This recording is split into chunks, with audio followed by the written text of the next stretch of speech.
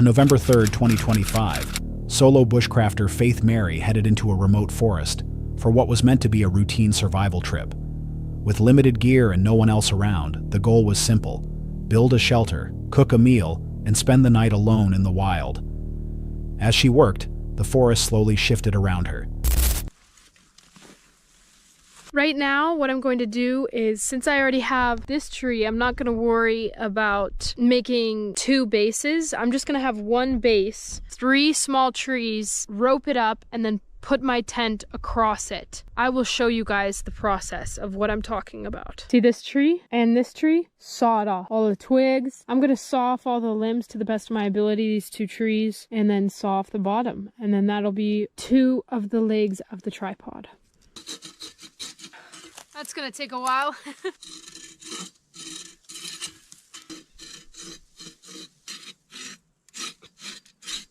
All right, you guys, that is 1 down. We just need another one, and then 1 more after that. 10 minutes later. Heck yeah, I'm already out of breath. All right, let's do this thing. 1 more to go. It's hot. I feel like I hear some noises like in the forest. It's so weird. Probably like little animals scurrying, but man, I don't do good in the dark, so I'm not looking forward to that one. I'm gonna show you how I knot this thing up and connect it to the other tree. Faint rustling sounds emerged from somewhere beyond her view. Too unclear to identify, but persistent enough to raise her attention. Faith admits she's afraid of the dark, and being alone made the moment feel increasingly sketchy. And I'm leaning it up against the rock and making a teepee with my little logs. Let's slide her up. All right. It's looking good, it's looking good. You guys see how it's in a teepee? That way the oxygen can get in there, really make that fire burn. Just check that out. Look at that. I'm like in some survival movie. Check that out. That is toasty. All right, you guys, I'm going to start cooking now. I'm Walter White. Go for laugh, no get. I'm gonna put some butter in first, and then we'll put some more butter in. I love butter. I have salt, garlic, pepper, onion powder, lemon, rosemary, mushrooms, and my steak. The steak was in, had an ice pack in here. Now it is good to go. So I will not get sick, thank goodness. Get just a little bit of butter.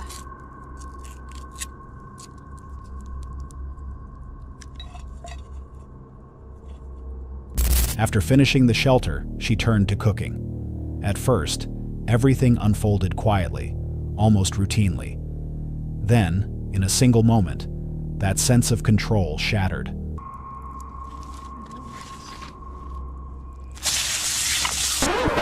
Yeah. This is the moment I knew that I majorly screwed up. Listen, I know you guys are probably thinking, Faith, how could you be so stupid? But I promise I really tried not to let this happen. The butter was off the pan for a while, and it was just one of those freak accidents. People can make fun all they want, but I wanted to post this because I don't want to be that fake, everything's perfect YouTuber. I want to be real with you guys, and the truth is, when you're out here doing bushcraft stuff, a lot of stuff can go wrong. So this is your personal, official, public service announcement. Wear safety goggles. I learned that the hard way. After this, I went straight to the ER. They told me that I have a corneal abrasion, and the next day it got even worse, so I had to go to a different hospital to get antibiotics, and now I still can't see really well out of my left eye. My skin is burned pretty bad too, but I will be okay. I'm grateful it wasn't worse, and I could have lost my vision or gotten burns all over my body. So if this makes even one of you more careful next time, then to me, it's worth posting this. When Faith appeared again, the trip was already over.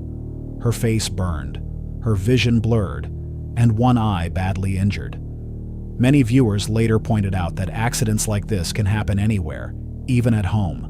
But alone in the wilderness, a common mistake becomes an emergency in seconds, raising the question of how fragile normal really is when you're completely on your own. Hold on a sec.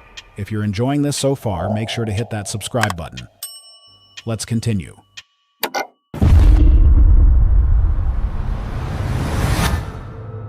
On September 25th, 2021, Luke, creator of the YouTube channel Outdoor Boys, returned to his log cabin deep in the wilderness with his young son. The channel is known for calm, family-friendly camping and survival skills, usually focused on preparation rather than danger. This trip was meant to be routine, simple repairs before winter. But once they stepped inside the cabin, it became clear that nature had other plans. When Luke and his son step into the log cabin, the first sign of trouble appears almost immediately. All right. Let's see. Oh yeah, it looks in good shape. Oh, that's where my flashlight went. I forgot I left it here. Look at these spider skins. They're huge. Look at this. These are where spiders have been molting out of their shell to get ever bigger. Look at that. Here's another one. Spiderkin? Yeah, those are spider skins. Look at that. Oh, must be some big spiders up here. Oh, there he is. I found them. He's been getting bigger and bigger. There's his old skin. Surprise! Oh yeah, he's big. See how we're gonna do this. What? There we go. Got rid of him. Come on, out of our house. Ooh. Yeah. Oh, look, oh, there's another one. There's a. Come on. Out you go. Oh, you found a little baby one? Yeah. Yeah. Let's see. He's a little baby one. Oh, I bet there's just tons of them in here. Oh, look at this. What is this thing up here? It is huge. The size of that. It's a chrysalis. We're a woolly caterpillar turned into a butterfly. Inside the wooden shelter, they discover a large spider still occupying the space, big enough to feel threatening in such close quarters. Luke quickly forces it out, but the discovery alone is enough to unsettle the sense of safety they expected to find. By morning, the forest reveals a different kind of danger. All right, we're gonna be making some pizza tonight. This is gonna be awesome. This is a fun little recipe. Got a little yeast, a little water. We're gonna let it sit for 5 minutes. Once the yeast is activated, then we're gonna knead it into dough. Yeah, you think that's gonna make yummy pizza? Yeah.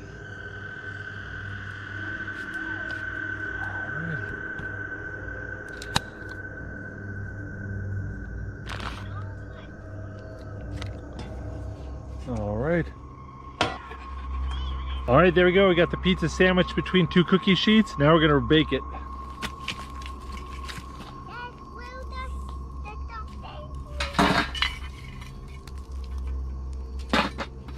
All right, let's see what we got.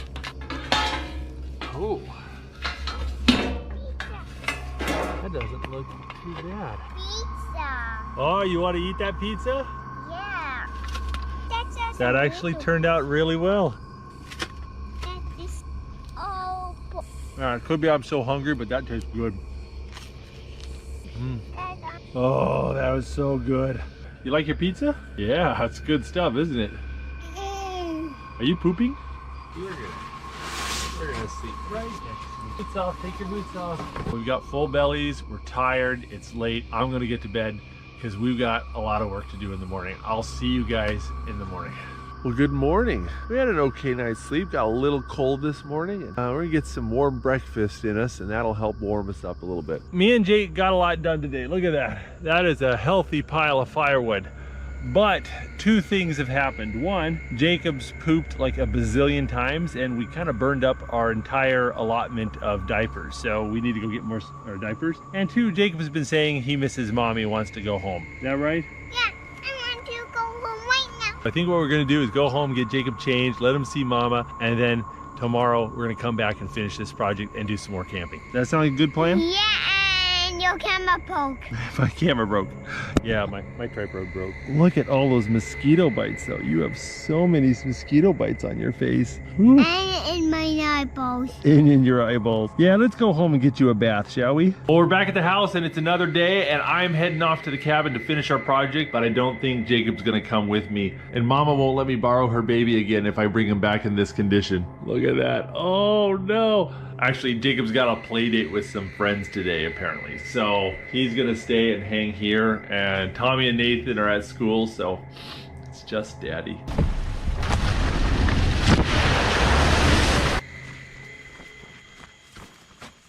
Jacob's face is covered in mosquito bites, scattered across his skin and dangerously close to his eyes. It's a quiet but alarming reminder that the wilderness can be especially harsh on children. Luke doesn't hesitate. He takes his son home, putting safety above the work they came to finish. Later, Luke returns to the cabin alone. That's when the situation shifts again.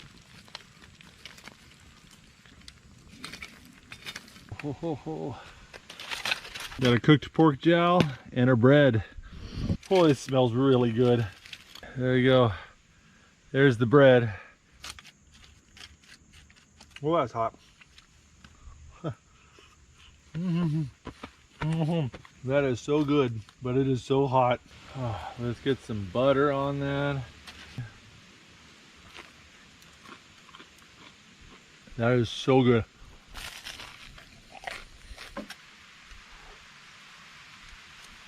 It's like salty peppered bacon. If you've ever eaten bacon and thought to yourself, I love this, but it needs to be bigger and fattier, pork jowls might be just your thing. In case you're wondering what pork jowls are, it's the cheeks of a pig, but not his butt, his face. Just trying to enjoy my dinner and the rain gets started for realsies. Gotta get out of here. Oh, well, I guess I'm finishing dinner in here. And it's really coming down. There's some thunder going too. That was so good. Well, we got thunder and lightning and heavy rain going on. I'm gonna sit here and hunker down and see if it passes. See what happens. We only have a few hours of daylight left. Well, it's been raining for about 2 hours now, and it's cozy. I mean, if I had my little buddy here, I would be curled up with Jacob, and we'd be watching movies, and it'd be no big deal. But this is lame by myself, so I'm not gonna be able to get everything done before sunset. So I think I'm just gonna go home, wait till the weather gets a little better, and come back and finish the cheeking later. As night approaches, a storm moves in. Rain pounds the roof, thunder rolls through the trees, and lightning flashes around the clearing. Inside the cabin, Luke continues on by himself, the shelter holding firm, but now surrounded by the unmistakable force of the forest pressing in from all sides. Viewers noted that nothing extreme happened, yet the spider encounter, the impact on a child, and the storm reveal how quickly a familiar shelter can feel unsafe. If a place built for safety can change this fast, how much control do we really have when nature decides to push back?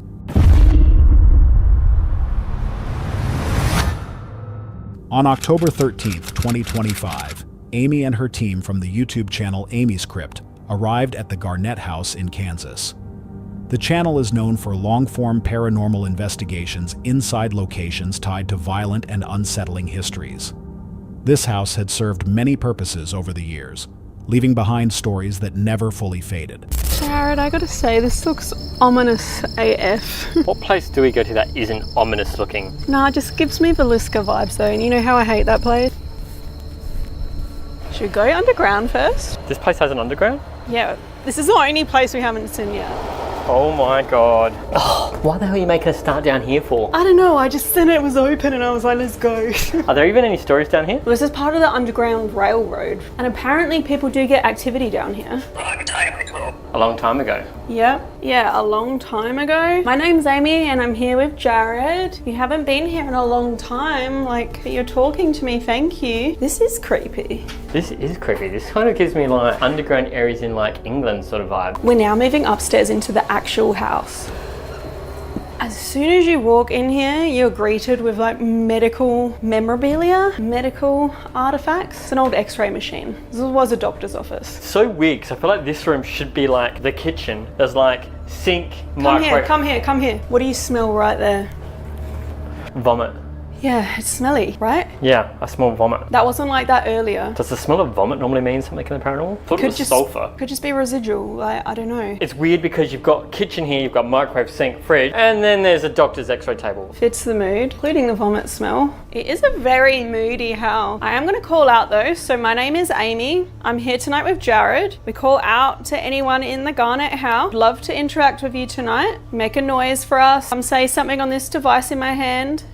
Was this door like this earlier?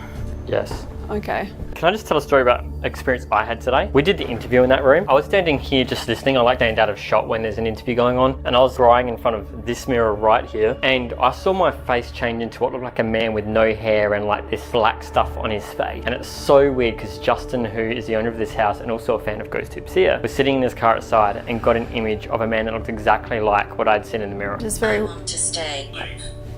You want to stay late? That was like stringing 2 responses together. Okay, we're gonna be staying late. Well, what do you call late? We're thinking 3 or 4 a.m. Why do you want to stay? You want to play? You want to hang out with us? We interviewed Justin, the owner, just here. Whilst we were interviewing, a ball was bouncing upstairs as well. We caught that, the sound of it on camera at least, and we were all downstairs. I didn't hear what you said, so yeah. Jared? Yeah. That's a ball. That is a ball. I heard it bouncing. All bouncing around. Maybe just I'm here, ladies.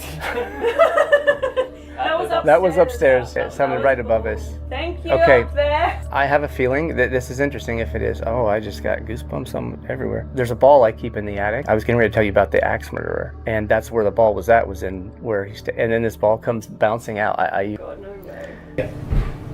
Jared? I'm here. That's a ball. What began as a standard investigation would soon take a far more disturbing turn. The investigation begins with Amy and Jared moving through the interior of the house, opening doors and stepping into room after room. As they explore, they discuss the strange reputation surrounding the location and the unexplained events often reported here. The house feels heavy with history, and the tension builds quietly as they continue deeper inside. Upon arriving on location for our investigation, Justin had asked Jared if he could help him unload something from his van. It turned out to be an old coffin containing a skeleton. We're not sure what the home's neighbours must have thought about this, but this was just the beginning of how odd our night would become. Today, I received a call from a lady who wanted to know if I would accept something as a donation. I said, sure, we take a lot of things. She said it's a human skeleton in a coffin, and it was from an Oddfellows organization. This thing is very old. It was the 1800s. It's very likely from a block away is where this building, where this skeleton was found. Very likely that this skeleton person, identified as a young female, has been in this building at some time during its prime. This is her home now. Is that okay that she's here? That was immediately followed by idiot though. So I don't know who you call an idiot. Ghosts have just been like cussing me out like this whole trip, haven't they? Maybe they're just a bit... They're a bit cold towards me. Yeah, well, you have been cold. It's actually hot as tonight, so that's actually also funny. But I was gonna say, maybe the spirits are just warming up to her, you know, and they're a bit unsure. Christina, are you here? What do you think of being in the house? Maybe. Maybe she's not sure. Yeah. I hope you can find your place here. And apparently the mirror right behind her is actually from the original Conjuring house, an original mirror relic. So weird. I wonder if this mirror or this coffin, I mean any of the objects in this house, whether they've got any attachment. I'm actually getting a burning neck, Ames. Like feels burning when I touch it. I think you've got a scratch. Do you wanna... Yeah, hang on. You hold this. You've definitely got a scratch. It's burning. It's a big raised scratch. I don't have nails, so I pick mine. It actually looks like a burn. I'm gonna zoom. It's burning. Whatever it is burning me. It feels burning. Okay, I'm zoomed right in. Jesus, I can see your pores. Zoom out. Okay, but no, for real, hang on. Do you want me to take a photo to show you? Because it's almost shiny like a burn. Yeah, maybe. It feels... I've cut ghost tube. like I've burnt myself. Okay, so... Is that... Can you see that good? Oh! What the f***? Yeah. What the f***? I'm genuinely freaked out because look, I don't have nails. I pick mine. I don't have nails. What the f*** is back in that room?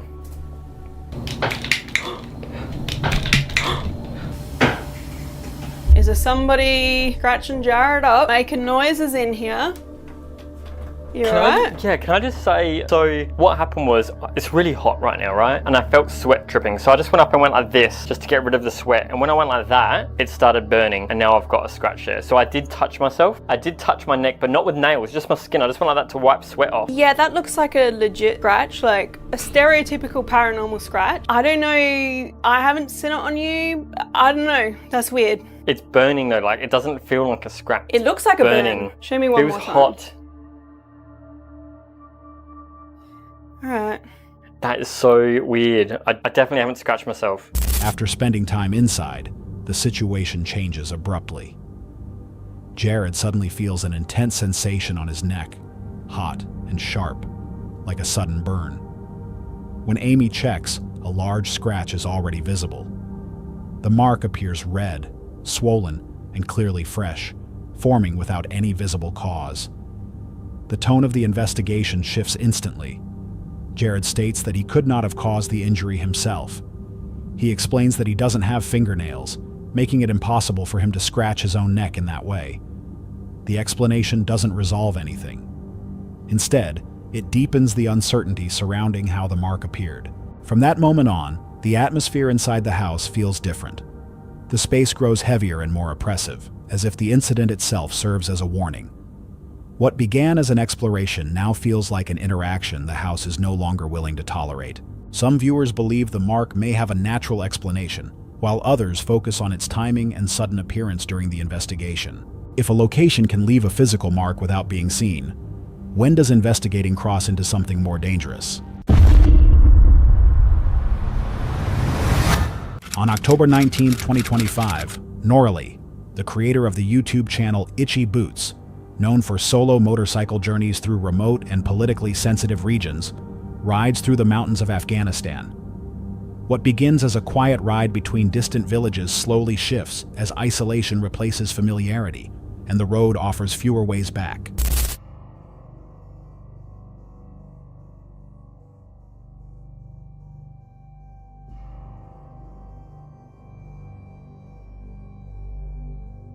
This is rural Afghanistan for you. A lot of supplies here. Wow. See, the houses are exactly the same color as the mountain that they're built from. I am approaching the next village, which is just hugging the side of the mountain there. Definitely a very different feeling to right here than in Kabul. Look, they have a waterway here. So we really route the river to the fields. See here, they can regulate how much water is flowing through that channel. See, water levels are also very high here.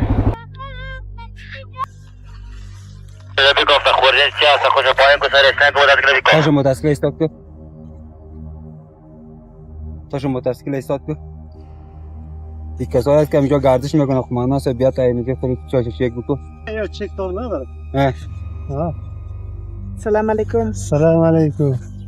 Zan rolleri kan sikin megir. یا گردشگر است ها یعنی جایی که میره آزاد است. Salam alaikum. و علیکم سلام. خوب هستی بخیری؟ How are you? I'm fine, how are you? What is your name? Norali. Norali. What's your last name? Schoenmaker.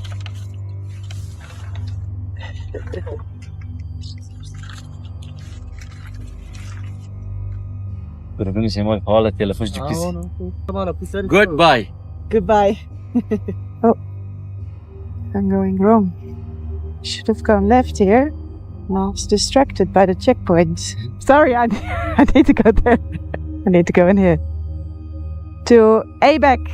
I need to go this way. Rui Duap. Abeck. Yeah. I need to go Abeck. Abeck. Samandan. This way. Okay. Look at this. Right in between the mountains here.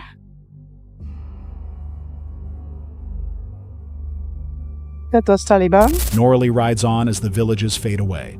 The road grows narrower, and the feeling of isolation quietly sets in. As she moves deeper into the mountains, a checkpoint appears ahead. She slows, stops, and calmly presents her papers. The exchange is brief and controlled, but it reinforces a clear reality here. Every journey is observed, and every passage is conditional. This might be the beginning of the climb, I'm thinking now. You can tell that when this gets wet, it's very messy. But I am lucky, it's all dry. See, suddenly all the green is gone, and it's just naked mountains. Still climbing? Okay. Come on, Frankie. You got this.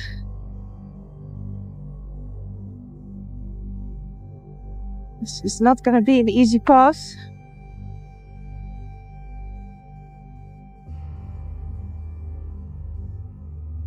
Some donkeys coming. Maybe I'll wait for them, otherwise I'll meet them right in the corner.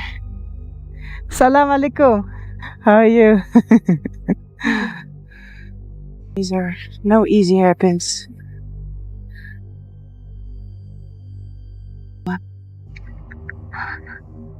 Oh, it's steep. Not there yet. Still very far up.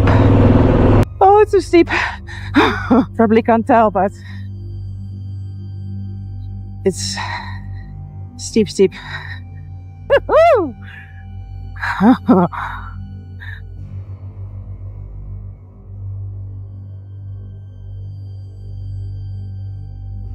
I'm so glad I am doing this pass with good weather, because I think with bad weather this will become really dangerous. Beyond the checkpoint, the road climbs into steep mountain passes. Loose dirt, sharp turns, and exposed drop-offs demand full concentration. Norley carefully guides the bike forward, aware that this terrain offers no margin for error. A petrol station here, but I don't need to fill up. I'll easily make it on one tank. It also seems to be out of order. It's a tank with a guy with a rocket launcher.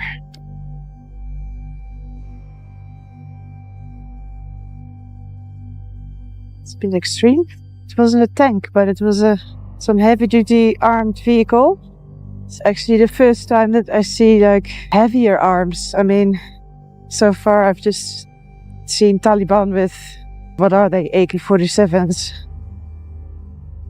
But not with these things. Deeper in the mountains, the tension peaks. Norley encounters Taliban forces equipped with heavy military vehicles and rocket launchers.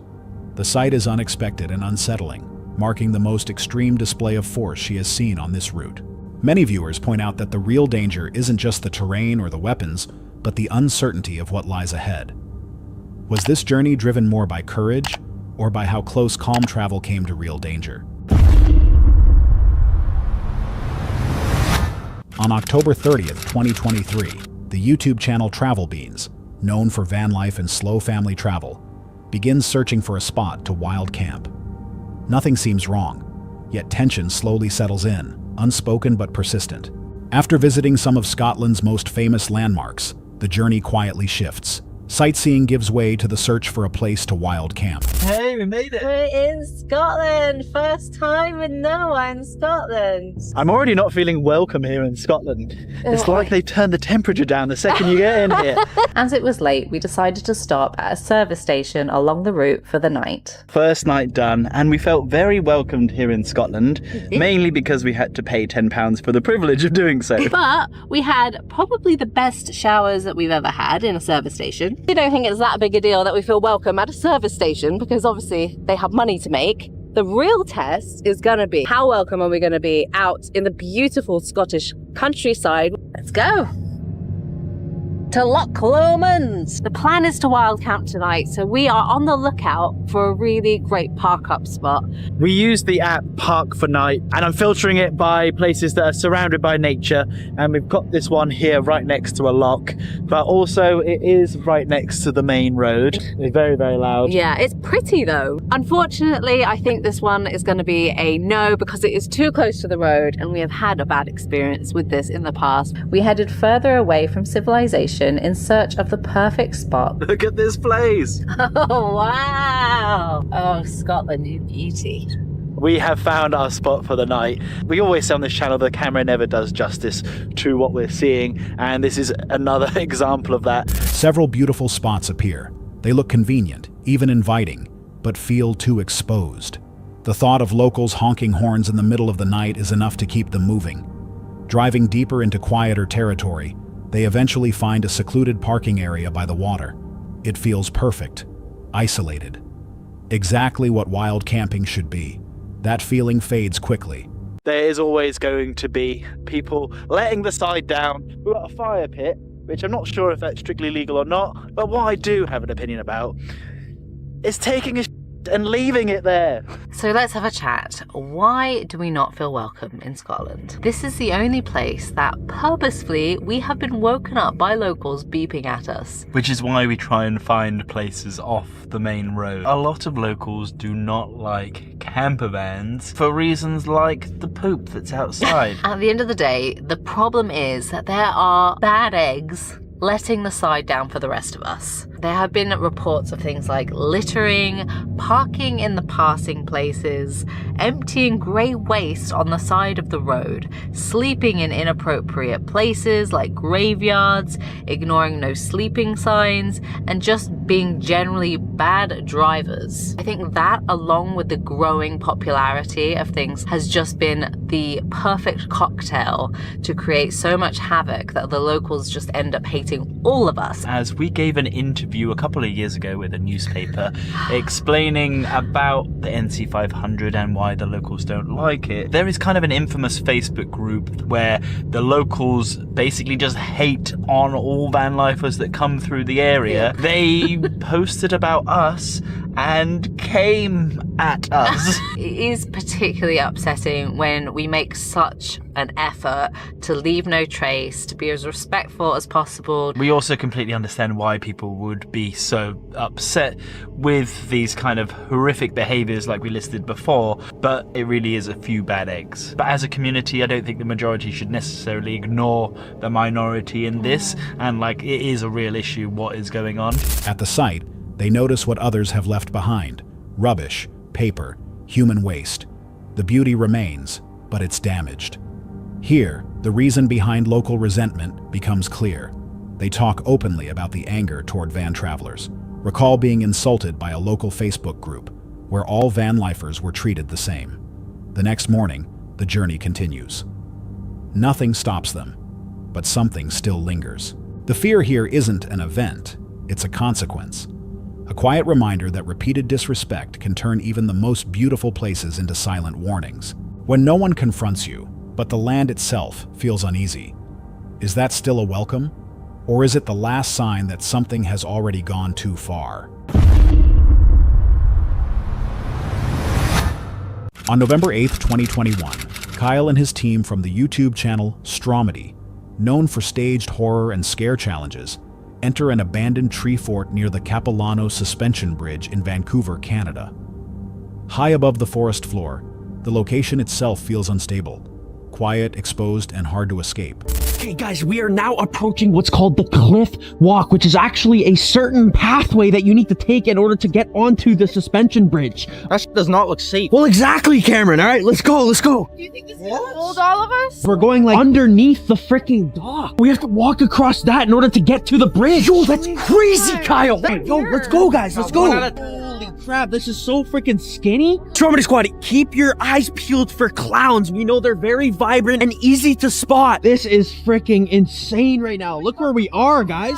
We're making progress along this crazy freaking cliff walk. Holy crap, look, we're literally just being held up by these two metal rods right there. Everyone just take it easy on your feet. We don't want this thing to freaking collapse. Kyle, I'm really scared.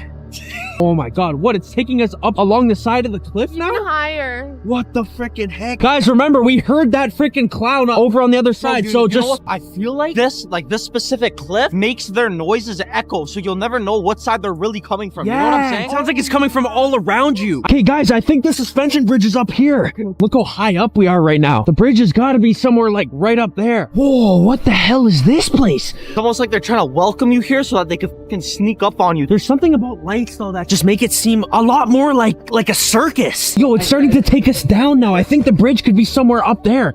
Oh wait, I'm seeing it again. Okay, let's go. Yo, I think this is the entrance to the bridge right here. We're actually heading onto the bridge right now. We found the freaking bridge. Yo, this is the one that takes us across over to the other side. Yeah, there's a lot of people. bro. Do people know the threat of this? Of what lingers on the other side of... Look at this, guys. Look how far of a drop that is. Guys, we're almost there. We're halfway right now. Come on, let's go. Okay, and Stromedy Squad, we officially made it over the bridge, and we're now on the side that clowns actually took over many, many years ago, guys. This is especially where we want to keep our eyes peeled, because we're actually in what used to be the clown territory now. So, wait. You guys heard that? You hear that? I did. Yo, it sounded like it came up from up there. Yeah, it sounds like it's coming from like above us. The group moves across suspended walkways, surrounded by height and open space. There's no clear ground beneath them, only narrow platforms and gaps that force slow, careful movement. As they push deeper into the tree fort, the environment grows heavier. Sounds echo through the trees, hard to trace. Jokes fade. Attention sharpens. All right, guys, we're heading up to the top of the fortress now. We're actually gonna go into the tree forts. Oh my God. We're literally up in a platform in the sky, and it literally runs all the way down there. Hard to believe that clowns once controlled this entire area. We are literally on the hunt to find any clowns in the area and capture it on camera. We've been looking now for about 30 minutes in this abandoned tree fortress. Wait, guys, wait, you see that? Wait, it looks like a clown over there. Get closer, get closer. Wait, what is he doing? Let me get a better view of this. Look at that. Oh my God, I think that's one of the clowns that fought in the conflict. See, I knew this place wasn't empty. I knew clowns lingered here still. Below the wooden structures, a figure appears. A clown standing in the shadows. It doesn't rush. It watches. The distance makes it unclear, but the presence alone changes everything. Wait, yo, this path comes all the way up here. If he starts coming up these stairs, we gotta run. We gotta make a run for it. Yo, look at his face. Oh my God, he's looking this way. Guys, get down. Get down, get down, get down, get down. How do we get past him? Yo, look at him. What the hell's he doing? God, yo, wait, guys, get down, get down, get down. Holy crap, yo, look at this freaking clown, guys. What the hell is he doing? He's definitely like patrolling the area, like making sure there's no humans in the area. Wait, oh my God, he looks so mad. Guys, stay down, stay down, stay down. Oh, holy crap. Oh. Oh my God, yo, run. He's behind us. Right there.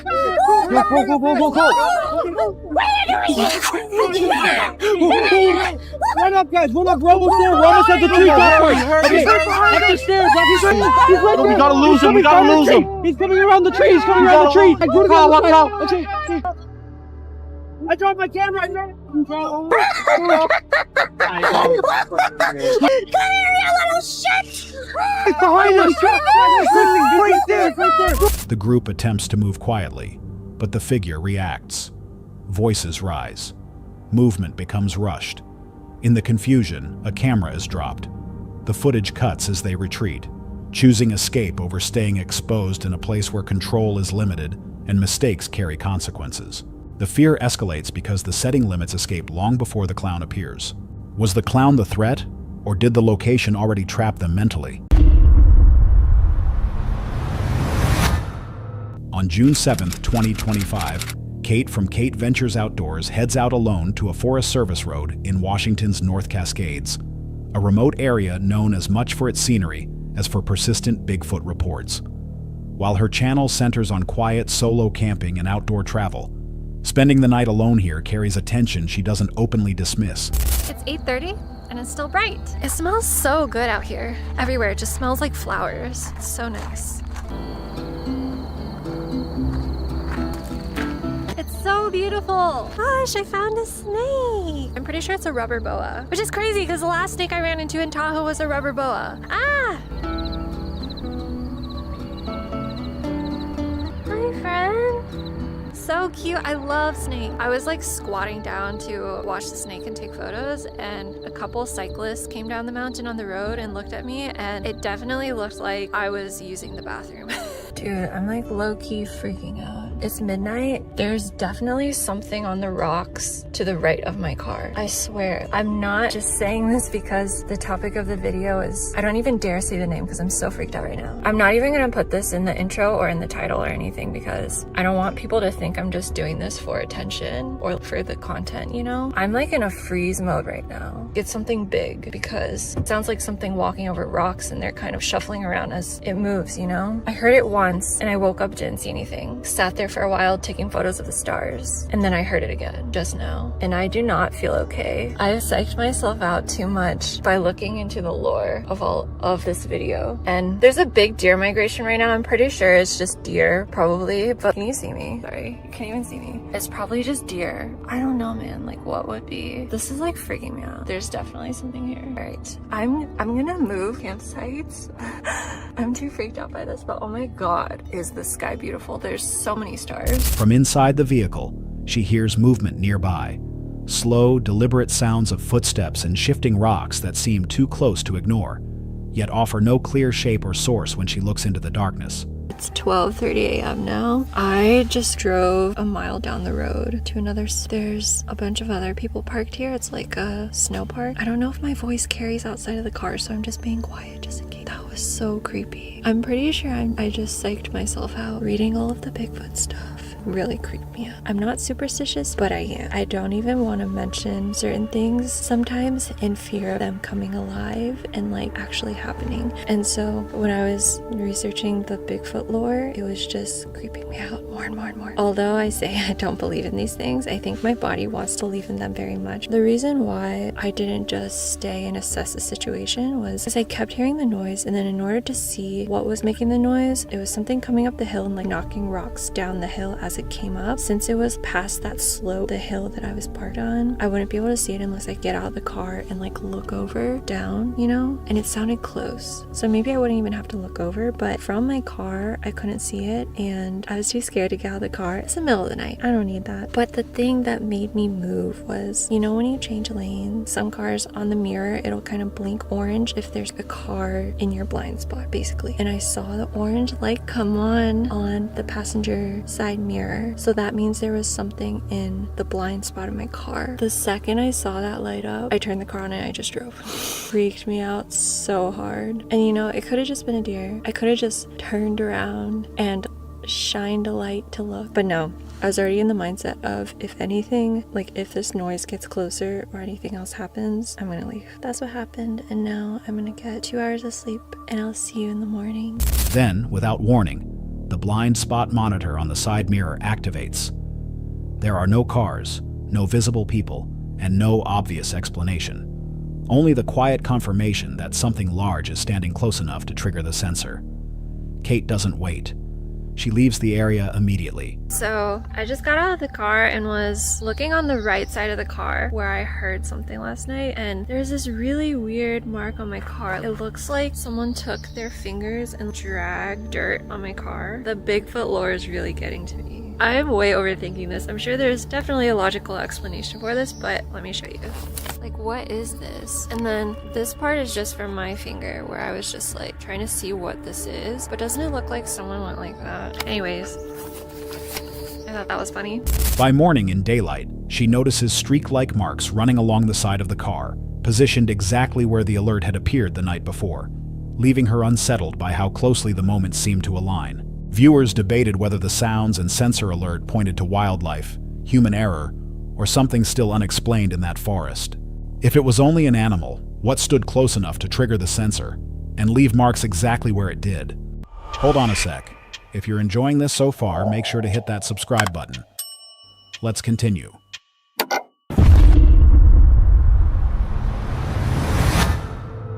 On March 27, 2025, Salish Sasquatch shares the account of Matthew Parrish, who moved from Texas to Washington's Quinaul rainforest. The channel documents first-hand encounters and witness testimony surrounding Sasquatch activity. What begins as isolated incidents slowly forms a pattern unfolding dangerously close to home. We first lived in this house when we first moved to Washington, and around 12 to 1 o'clock in the summertime, we would smell this mild, musky smell, you know, nothing overpowering, nothing real strong, just a gamey smell would come in through this bedroom window that we had right here, or the bathroom window, and we had a box fan up in there, and it would just suck in everything, so it would just fill up the whole house, and we didn't really know what that was. We thought maybe a bear at first, and it wasn't until later on when we moved out of this house and we moved into the house next door right here where we started to really experience some activity, and it wouldn't be until my parents actually came for a visit, the second week we were in this house is when we would realize what we were dealing with, that we weren't dealing with a bear, we were actually dealing with a Sasquatch. The house is where it happened. Yeah, we followed the tracks all the way around and came right up. They like to come right up through the woods here, and then there's a game trail right in here. This is where I give them, this is where I put all the food because it's where they come. And this is actually the rock that was used that night. It's still here. We kept it, and they haven't taken it. When my parents came to visit that night, that first night, we had cooked a bunch of seafood, gumbo, my stepmom did. Us being from the South, my wife hadn't had any kind of Cajun food or anything like that in a little bit, so she was really craving that. And so she made all this. We had all the windows open. This was the end of June. We just spent all evening out on the porch having a good time, probably till about 11 or 12 at night. And around midnight, we decided to call it quits and go inside and lay down for the evening. And so we let my parents have our bedroom since they had a window unit in there. They could be more comfortable, you know. Me and my wife actually took my daughter's room right here, and at that time she didn't have a window unit. It was just we had to leave it open to be comfortable. And so around 2 in the morning, my wife wakes me up and she goes, "Do you hear that?" And I said, "No, I don't hear." You know, she goes, "There's something out there banging." And I said, you know, I get kind of flustered. I'm, you know, half asleep, half awake. And I was like, "Go back to sleep. You know, nothing's trying to get in the house. You know, there's all kinds of stuff. It's a rainforest full of wildlife. You know, you're gonna hear stuff." And so I start to lay back down, and I heard a very sharp, clear whistle. But this was not like it was short. It didn't like drag out. It was just a sharp, clear, short burst of a whistle. And it didn't sound like any bird. It sounded more like something a person would make, you know, kind of like at a construction site, but different, if that makes any sense. So now I'm awake. Something's got my attention, and I'm listening, and I'm trying to, you know, and I can't hear anything. Not long after settling near the Quinault rainforest, Matthew begins noticing disturbances that feel deliberate rather than random. Late at night, sharp whistling sounds cut through the silence just outside his windows, brief, precise, and unsettling in their intent. On other nights, low, guttural chatter emerges near his children's bedroom, described as distorted speech rather than animal noise, lingering just long enough to be clearly heard before fading away. I come back over here, and I'm putting my items out on the table, and I can hear just something breaking the brush, and it's big, whatever it is, and it's coming up fast right here behind me. And so I spin around, and my headlamp hits it, and I just see 2 eyes looking back at me, and they kind of duck down, and I was like, "Oh, hi, how are you?" You know, I just started talking, and then I said some expletives under my breath, and because I was kind of shaking at the same time. And it would pop up, and it would look at me, and it would have these red eyes that would reflect. It was definitely reflecting from the headlamp. It wasn't like it was, you know, I've heard people say they generate their own. This was reflecting red, and something over here started getting upset, I believe, because I started hearing a bunch of brush just pop and snap and get ripped up. And this thing that I had in the headlamp would look over in that direction and then look back at me. And so as this is going on, one of the things that I noticed about it was it would be red, but as it would start to turn, it would be like almost kind of an orangish amber color. And then right when the light would hit the side of the eye, as it was looking over here, it would be a yellowish color. And then when it would come back, it would be red again. So I thought that was really odd that was happening. And then it raised up a little bit further, and this goes on for about 5 minutes. And finally I decided, okay, I need to leave, you know, I need to get back inside. And so I start to go back into the house, and it's dead silent. I don't hear anything. And when I got to the corner of the house, I looked back one last time to see if it was following, and there was a set of red eyes again right up here on the tree. And how it closed that distance in that short amount of time, I don't know, you know, that without me hearing it. A friend of mine told me, who also does Bigfoot research, said that it's possible there might have been a third one that it was on that tree the whole time, and that's what you saw, and that's why you didn't hear anything. I don't know, but it was too close for my comfort. It was probably only, you know, it's like maybe 40 feet right there. So I hightailed it on back inside the house, and that was that night. That was pretty eventful for me. And I actually captured it all on video.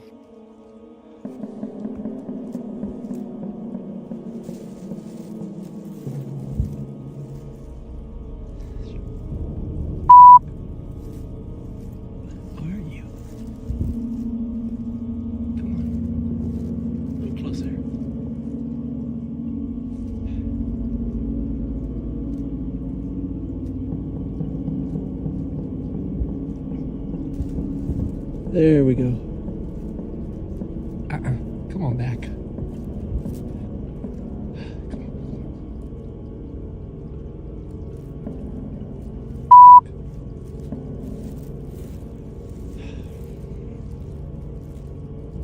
The sense of distance disappears during a nighttime encounter near the tree line behind his home. From roughly 40 feet away, Matthew notices movement, something crouched low, then slowly rising. As it shifts, a pair of red reflective eyes locks onto him, remaining visible long enough to confirm awareness before retreating back into the darkness.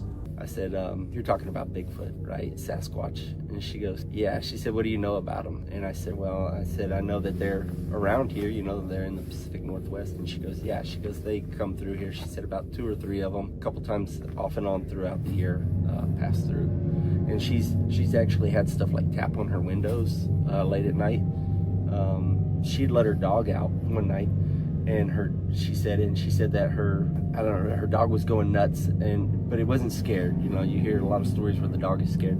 This dog was more aggressive. He was barking at something. She called him back in, and she said that these 2 things approached her bathroom window, which is right off of her bedroom, her master bathroom. And she said that one just was kind of like very dark, deep, gurgled gibberish sounding, she said, aggressive, and it was like clawing, like picking at the window screen. And so she was actually scared. She actually called the police to come out here, and they came out here and they looked around her property and everything. And you know, about 45 minutes later after they left, it comes back again. But this time there's like another one, she said, and it sounded more like panicked, you know, kind of like you know, she couldn't make out what they were saying. It just seemed like one was pissed off at her and one wanted the one that was pissed off to leave, you know.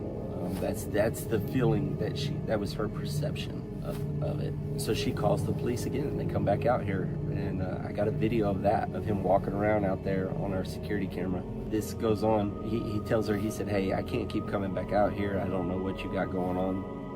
And so she says, well, you know, that's fine. So she gets in her truck and she comes down here to where her mother lives, and she spends the night with her mother. The activity does not stop there. A nearby neighbor later reports a far more aggressive incident. Shortly after police leave the area, deep growls erupt outside a bathroom window, followed by violent scraping against the screen, as if something is reacting to the sudden loss of attention rather than being startled by it. Many viewers believe these behaviors suggest intelligence, territorial awareness, and a deliberate pattern rather than coincidence. If these encounters are intentional, how long has something been watching from just beyond the trees? On November 2nd, 2024, Trent the Traveler documents a solo van life journey through the remote forests of Oregon and Washington in the Pacific Northwest. Known for cinematic travel and wilderness exploration, the channel enters terrain long associated with Sasquatch reports. Rain-soaked trees, deep silence, and isolation shape an atmosphere that feels calm on the surface, yet quietly unsettling.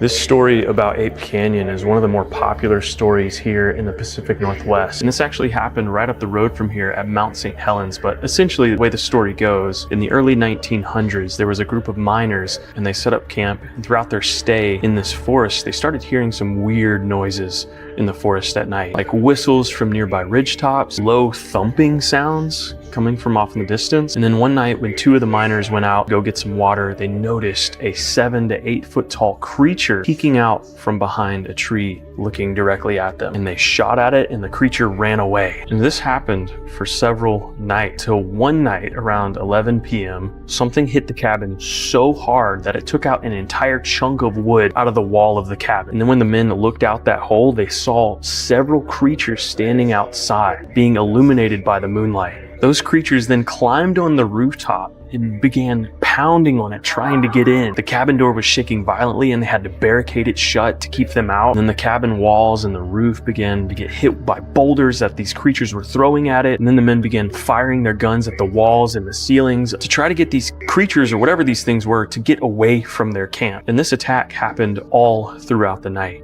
And then in the morning, as things settled down and these creatures finally ran away, the men got out of the cabin, walked around their camp, and they noticed these giant footprints surrounding their entire cabin. And after that whole experience, they packed up all their things and got out of there. Trent begins by gathering context at the National Bigfoot Center, where decades of sightings and recorded accounts establish a long-running pattern tied to the region. These stories don't claim certainty, but they linger as he leaves populated areas behind. All right, I decided to start today off with a hike through the remote wilderness, and I specifically chose a trail that isn't very popular. And the reason I did that is because if the rumors are true, Sasquatch sightings and encounters are extremely rare, which is why they've been a mystery for centuries. And I think because of that, it's safe to assume that, like any other animals, they don't really want anything to do with us humans. So with me being in a more remote area on a less traveled trail, I feel like the likelihood of me having some sort of encounter, whether it's finding a footprint in the ground, hearing a sound off in the distance, is a lot more likely than if I were in a more popular area. And this trail doesn't really have a specific destination, so I'm just hiking for miles until my heart tells me to stop, and if I encounter something on the way, I'll try to capture it the best I can.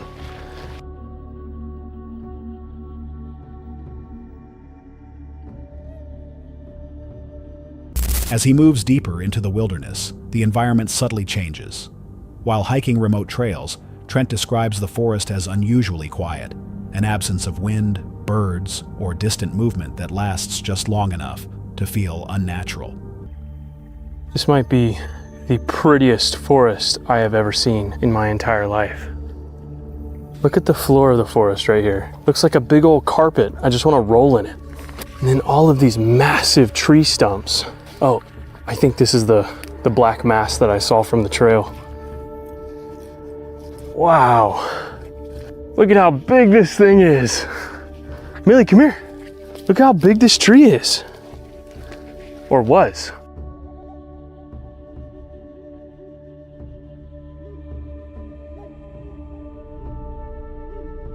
Oh my gosh, look how massive that stump is. That's the biggest one I've ever seen.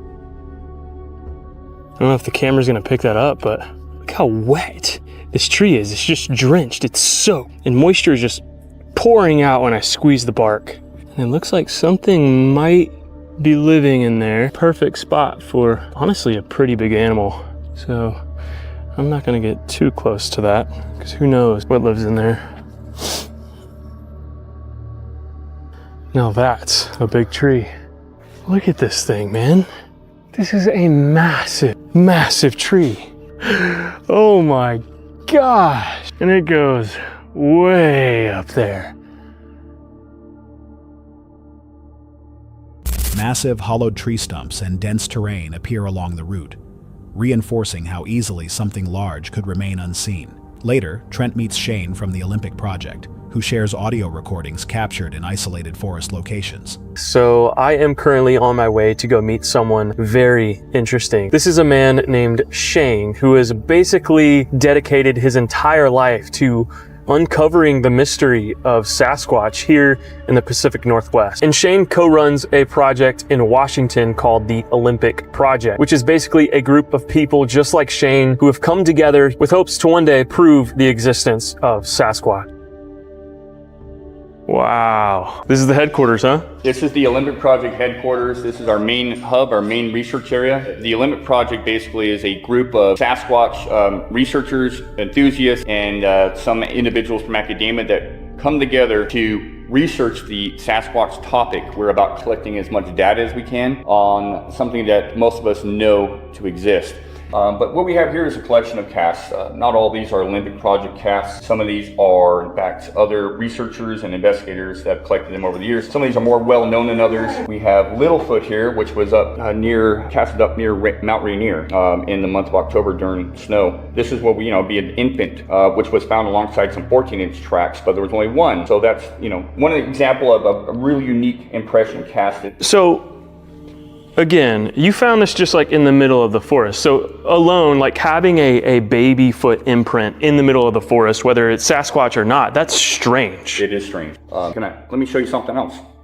We were led to an area in the Olympic private timberland that a timber surveyor, 27 years into business, he came across these ground nests, and they're profound. We found 24 to date. They range in size from 3 feet across to 8, 9 feet across, all made out of huckleberry. Evergreen huckleberry, and they're bathtub shaped. They're not a perfect circle, and they're also multiple in an area. They're very strategically placed. They were kind of in a V formation above a salmon-bearing creek, seasonal salmon-bearing creek, but the hair we pulled from these is primate hair.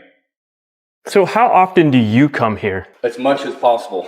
Yeah? I try to get out here as much as possible. So, how far away do you live from this building, or this property? I live 2.5 hours away from this building here. And this is not our only area of interest. We have multiple areas, about 3 to be exact. Some down in southwestern Washington, a couple up here in the Olympics. So from what I've gathered, you specifically got this location because there was an influx in sightings or reports of Sasquatch in this area? Absolutely. So this area purchased back in 2009, and there was multiple roadside crossings along this road here, and one directly on this property.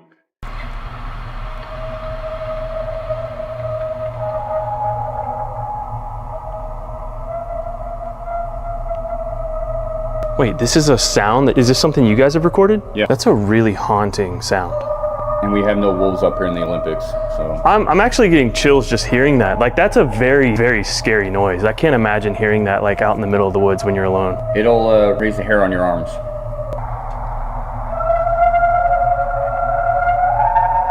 Sounds like they're singing. The backstory with these particular recordings here, and I use these for presentation, they were all recorded of February of 2020, from March through April. We placed recorders in this area because of a brand new nest we had come across. We came across something building a nest. We put the audio out there, and these are just some of the caps we got from that general area. The prolonged, unfamiliar vocalizations don't match known wildlife, and even when played outside the forest, the sound remains unsettling.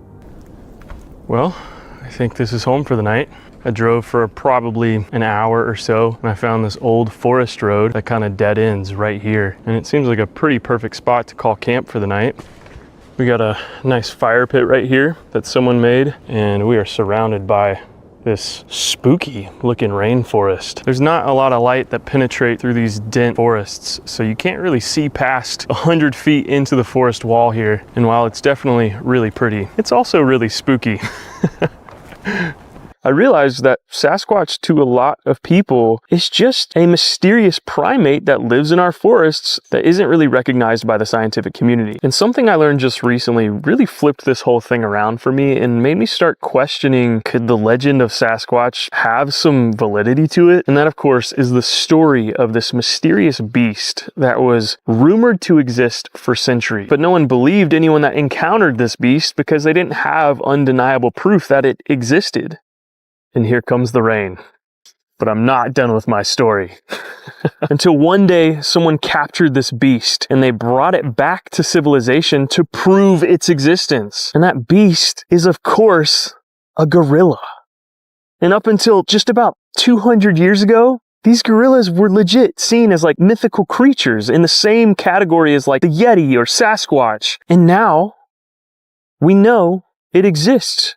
And I think that little fact sort of adds some validity to the whole Sasquatch situation, at least for me, because I think that proves that as much as we think we know everything about the world around us,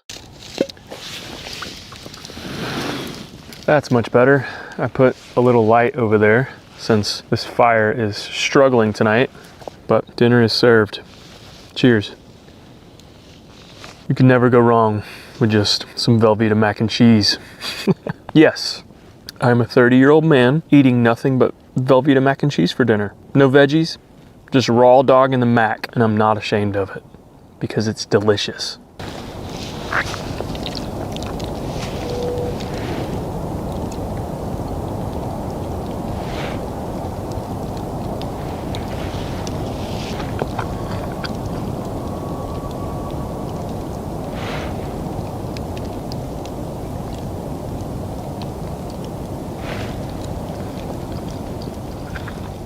That night, Trent sets up camp at the end of a forest road. Rain falls steadily as darkness closes in around the van.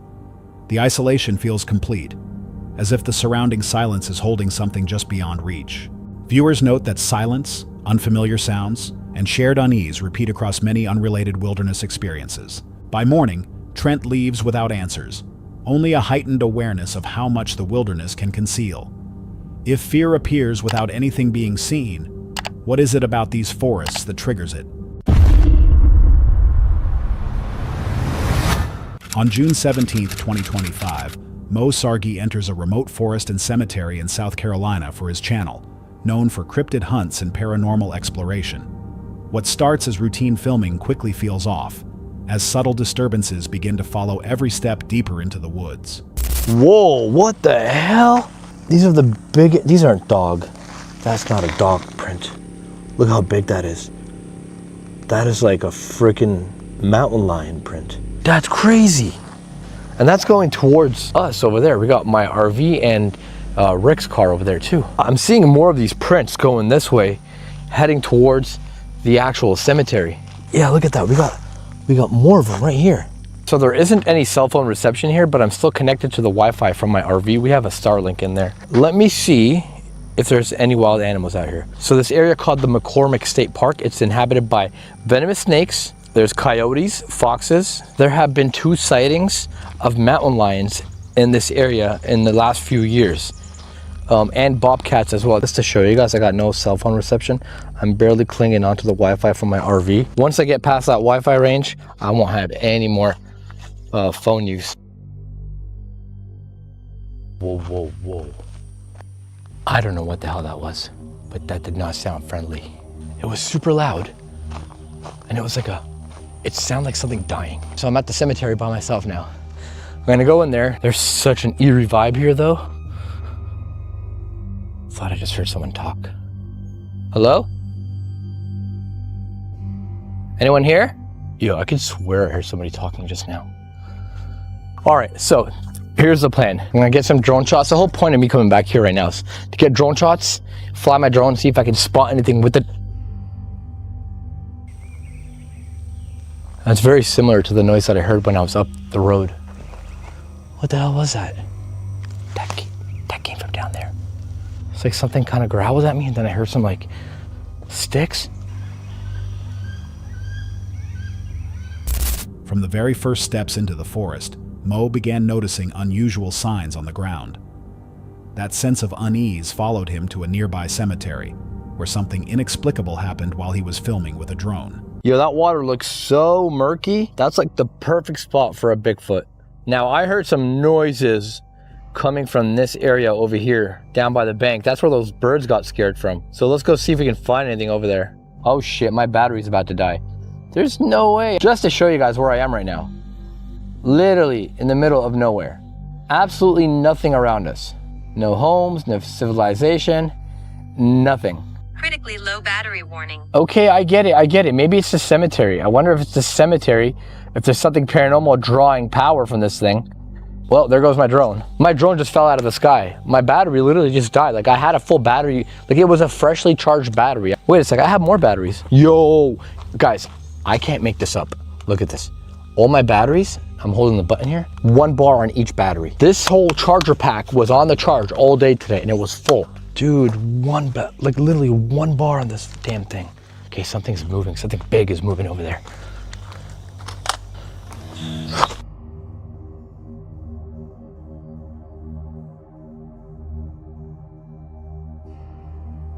Yo, dude, there was something massive over there. I filmed it all. Like massive. I left my bag there, my drone, my phone, everything is there. I'm filming in the cemetery trying to fly a drone and it sounded like something was coming at me and there was a loud growl. And then all of a sudden, all these birds just start dispersing, going crazy. And I got it on camera. You guys need to come back with me. Like this is legit shit. Hey, where's my backpack? Oh, dude, it was on the wall. My drone was on the wall too. It's not there right now. My bag is on the ground, dude. Wait, this is where you left your bag? I left it on the wall. Oh no. Oh no, what the hell? Dude, my drone was on the wall. Something touched my stuff. Okay, I'm gonna grab my stuff. Dude, something knocked my drone down off the wall. Bro, something is down by the water. Hurry up, hurry up. Hurry up. I'm not sticking around to find out. Wait a sec. Dude, my phone. Wait, you don't have your phone? No, it was here. I left it here.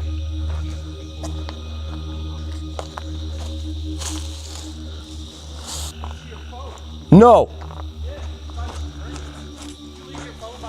Dude, my phone was here on the wall. Yo, it's broken. It looks broken, bro. What you heard just now was big. That was behind you. Is it broken? No, it's not broken. Hey, y'all want to go by the water and go check? Yeah, let's go check. Yeah, let's go check by that water. There's absolutely nothing here whatsoever. At all. You know what the weird thing is? What? The frogs aren't making noises anymore. So something did disturb it. I wonder if they know that we're here. There's nothing, just no animals. Despite being fully charged, the drone suddenly lost power, spiraling out of control before dropping straight into the forest due to an abrupt battery failure. While searching for the device, Mo unexpectedly heard movement behind him. The tension escalated in an instant. Then, without warning, a loud crack echoed nearby, like a thick branch snapping under immense force. Panic took over. Mo ran, leaving all of his gear behind. When he returned to the area with his friends, the scene had changed. The items he had abandoned were no longer where he left them, but scattered and disturbed, as if something had interacted with them after he fled. Unable to find any logical explanation, the group chose to continue their investigation at night, a decision they never expected would trigger an even darker chain of events. Welcome. I hope that's Bigfoot hunting equipment you got there. Yes, it is. Originally was a creek burial ground, right? Native American. Native American. This whole, they bury their dead in a mound. They create a mound in centuries. And Oh, something just touched. Do I have a boat on my back? No. I didn't mean to interrupt you, honey, but something just touched me on the back. Uh-oh. I thought it was real because it felt like a hand just came up right here, touched me right there. Right on her back. Wait. What? You're kidding me, right? What? Something literally touched me right here. Seriously? Yeah. And it was like, it felt like that. I've got a phone in my hand and I've got my camera. It wasn't me. And they're all over here. There's nobody behind And you. he's- You're my standing. hands are tied up, bro. You're not playing with me, right? I love you and everything, but I didn't touch you. Oh, you are getting something. Oh, that's like, so whenever you have it spiking, it means there's something, like some energy here that's causing that spike. Anybody got a EMF, phone on electromagnetic her? She's way frequency. over there. If I do this, You're far away from all of us here, right now. Example. See, that's because it's on. But look, You've never done ghost hunting, have you? Not like this. and here I sit on top of somebody's body. I'm being. Well, I mean, it's a piece of rock. They're underneath. They're long Am I gone. upsetting you by sitting on you like this? I'm trying to be close to you, actually. I'm trying to talk to you. I'm going to give you some energy in just a second. We're going to put the medicine wheel on you. As you have heard every word ever spoken. Come to us tonight. We went from Bigfoot hunting to ghost hunting. Yeah. I love it. Could you ask some of the others that are here if they'd like to come to the circle and talk to us? Did you see a tall, furry creature here? Have you seen something that looks like a furry man? Because we saw it here. I'm going to give you a lot of time. She has. Did you see that? Yep. Oh, wow. Holy wow. So it did happen here. So that means she's here with us? Yeah. Can you ask if we can meet the hairy man? Are you friends with the hairy man or woman? Hairy being? No, she's not. Oh, she is. She is. Okay. All right. You go ask the hairy creature to come here. Is that the ogre that's supposed to guard you? It is. Oh, shit.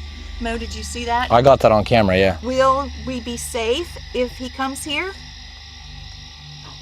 Yeah, maybe.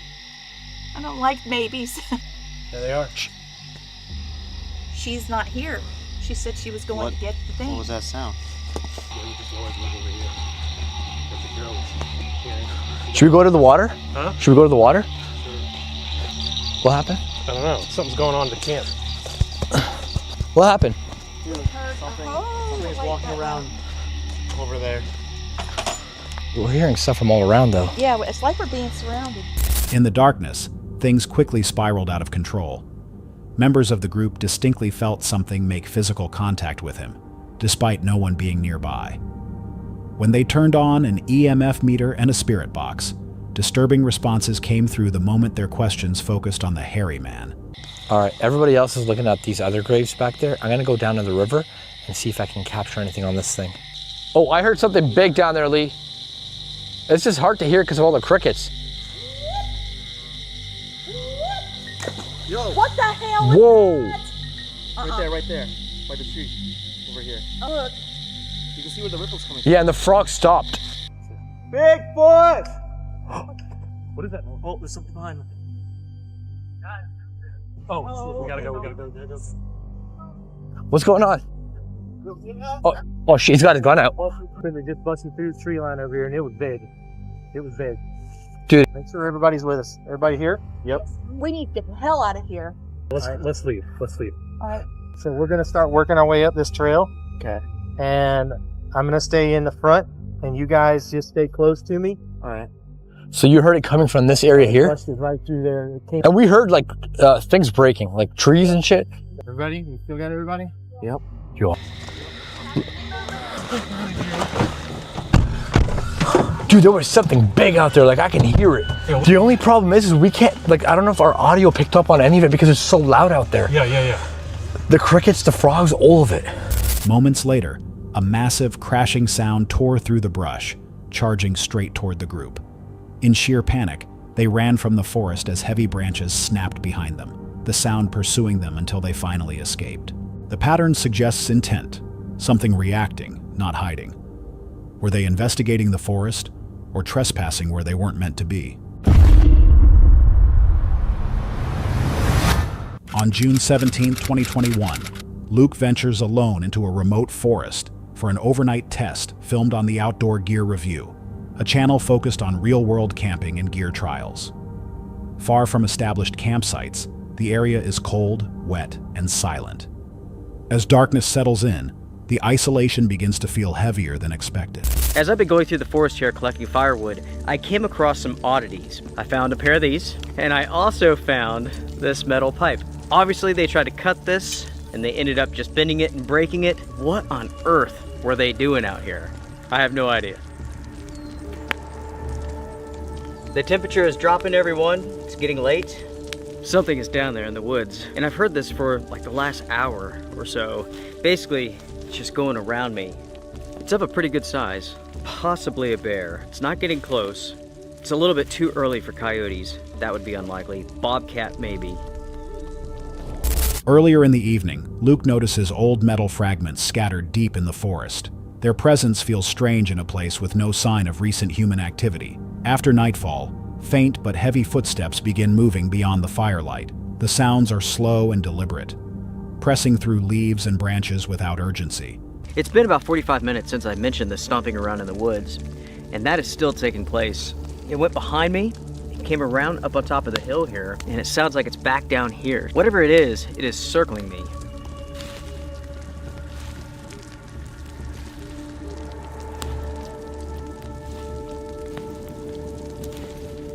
I'm inside of the tent, just been kicking back, listening to the owls, and listening to whatever is stomping around in the woods. I've gone out there a few times, and I haven't seen anything. It's not moving. I'm not going to go too deep into the forest there. The forest here in this area is super thick, so you can easily get lost if you're not careful. Yeah, something's out there still. I can hear it stomping around.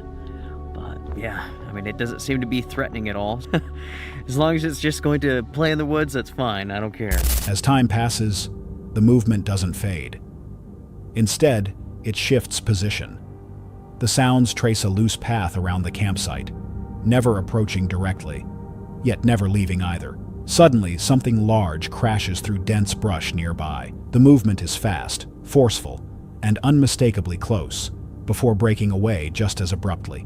Last night was uneventful, with the exception of those footsteps. At one point in time, whatever was out there, I mean, it just came stomping up through the woods and got fairly close. And then all of a sudden, it just took off. It like bolted, just took off running. I have no idea what it was, but outside of that, uneventful, quiet, peaceful, never heard any cars, I mean, nothing. At first light, Luke examines the area and realizes the movement followed a curved route around his shelter. The strange thing is that whatever was out there was circling me for hours. Now that I think about it, I don't ever remember hearing it over here, but it would definitely come over this direction. There is a road over there. I mean, maybe it didn't want to cross the road, I'm not sure, but do these half circles. I know that sounds weird, folks, but you all heard it. Despite the intensity, he remains cautious, suggesting large wildlife could explain parts of the encounter, though not all of it sits comfortably. Viewers point out that circling behavior and sustained proximity suggest awareness, not random movement typical of most wildlife. If it was just an animal, why circle for hours, and why stay hidden the entire time? On March 4th, 2025, deep inside the Tangier wildlands of Nova Scotia, Lamar and Chelsea from Paranormal Discovery venture into one of Canada's most remote forests. Known for documenting real-world paranormal investigations and cryptid encounters, the channel follows their journey alongside their dog, Kiki. The forest is vast, frozen, and quiet, but this night, something unseen is already aware of them. Okay, I'm tripping out. What? I'm trying to like debunk this in my head before I like say anything out loud. I don't know if it's like the smoke playing tricks on me, but I keep seeing like yellow orbs. I keep seeing like yellow orbs that are like going from this side of the path, like walking. Like I saw about 3. You get the night vision then. And I know it's not the ATVs because I can hear them, but they're far away. It wouldn't be their lights. For a solid like 30 seconds, I was seeing them and I was trying to debunk them in my head before saying anything out loud. I was waiting to see if it could have been the smoke, but it wasn't. It was like 3 orbs, 1 big, a medium, and a small. What? Like a family of 3 or something. Really? Yeah. What if this is an area where like, since it's such a large forest area, what if this is an area where like Bigfoots come to like procreate? What if this is like an area where people or Bigfoots bring their little ones? So, I do want to know what's up this way. Yeah, we'll keep an eye on her body language, and if we see anything that we don't... She picks up on something. Do you feel like we're being watched? Like someone's kind of like walking behind us. What? Yeah. Do you feel that too? I do feel like someone's like around us. Yeah. Family! What if that was the 3 orbs that I picked up last time? As night deepens, Chelsea scans the tree line when something catches her attention. 3 faint yellow lights emerge from the brush, drifting silently across the trail. They move together, evenly spaced, before vanishing into the darkness. There is no sound, no explanation, just movement, controlled and deliberate. Hey. I swear to God, I just heard like, it sounded like a branch or something tapping on my hood, which is why I like turned like that, because I thought a branch was on my hood. There's no branch close enough, but I heard it right in my ear. It was like a tick, tick, tick, tick, tick, tick. No. Right in my ear. But you weren't even nowhere near any of this here, stuff. like no footprints going there, and there's no branch that's close enough to me. But that's exactly what it sounded like. Could you tree knock? Tree knock for us.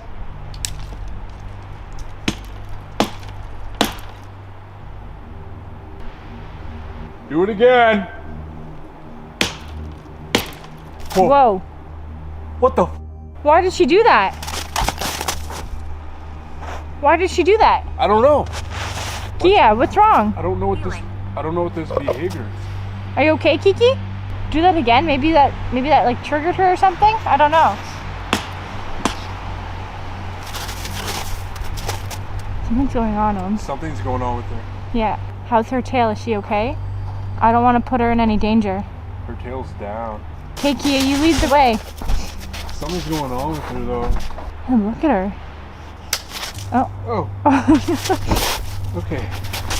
What is going on with her?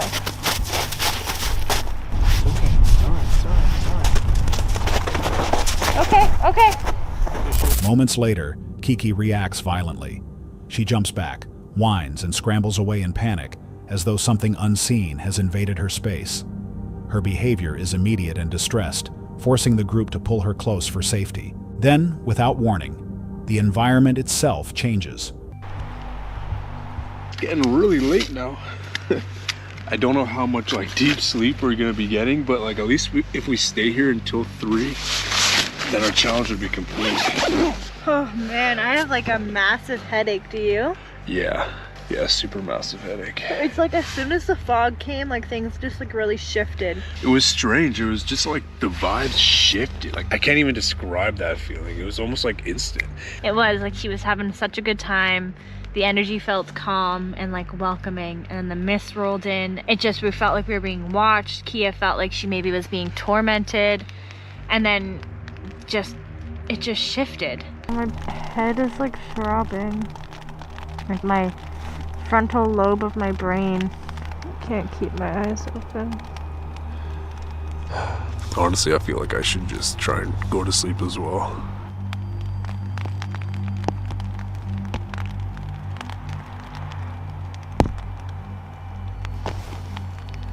Did you hear that, Omar? What? There was like some sort of like cracking noise or like a branch snap right outside of our tent. I keep feeling like there's someone around our tent. What? I keep feeling like there's someone right outside of our tent, like towards our backs. Really? I can't sleep. There's something moving out here. It's like kind of nightmarish out here. Good news is we made it. It's past 3 right now. So the plan is we're gonna head out. Probably not stay till morning. Gotta get back into our place, you know. A thick white fog begins rolling through the trees, swallowing the camp and reducing visibility to just a few feet. As it closes in, Lamar complains of a sudden intense headache. The forest feels tighter, heavier. With the fog pressing in and sounds breaking branches near the tents, the group makes the decision to leave before dawn. Some viewers believe the lights suggest intelligent tracking, while others point to the fog and Kiki's reaction as warning signs. If the dog sensed danger before anyone else did, what exactly stepped close enough to touch, then disappeared into the fog? On June 21st, 2023, in southern Taiwan, Valerie, the creator behind the YouTube channel Valerie, Adventure, Travel, and Raw Moments, began her very first long-form adventure. Her channel documents raw, solo travel experiences, focusing on real moments in remote natural environments. Starting late in the day, she headed alone toward Lulu Hot Springs, a little-known geothermal area hidden deep in the mountains. The plan was simple: hike for hours, camp alone, and sleep on ground heated from below. From the start, the landscape felt quiet, but demanding. Here at the junction, where it goes to Lulu Springs this way. So for me, it was pretty much 1 hour, and I'm sweating like hell. I regret that I started at 12. Into the jungle.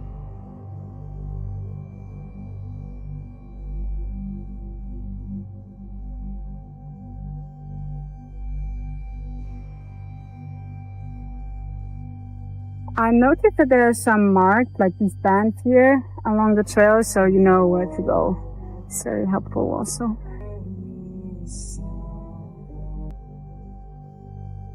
I made it to the highest point. Now it only goes downwards, so it's a bit easier, but also more tiring tomorrow. Should have brought more water also. I only have like 1 liter left, and I still have today and tomorrow. Okay, here it really gets steep. There are some ropes attached. It's so crazy. It really smells like egg here from the sulfur. Yeah, the smell, you can tell it's a hot spring coming from deep in the ground. The hike unfolded under intense heat. Sweat came quickly as Valerie followed faint ribbon markers through steep forest terrain, gripping ropes where the path collapsed into sharp drops. The smell of sulfur grew stronger as the ground warmed beneath her feet. After nearly 4 hours, she reached the river, empty, silent, and alive with geothermal heat. I made it! No one's here. Wow. So cool. Is that stone? I don't know. Ooh! Wow, it's so hot. It's like coming straight from the boiler. Every few meters there were holes where hot water bubbled out and collected in puddles. This one was probably 70 degrees hot.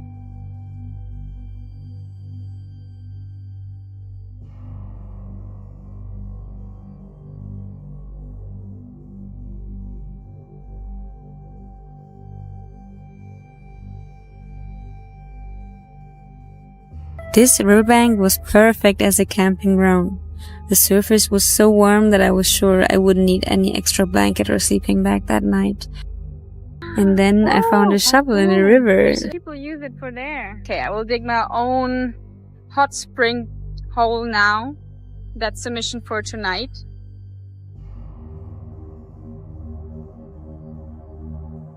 I'm collecting some wood and grasses for a bonfire I want to make.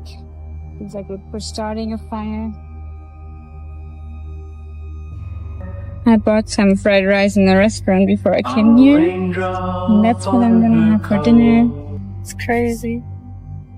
Wow. I really don't need more than just my yoga mat. And yeah, this pillow, and that's it. Boiling water spilled from cracks in the rocks, staining the ground with unnatural colors.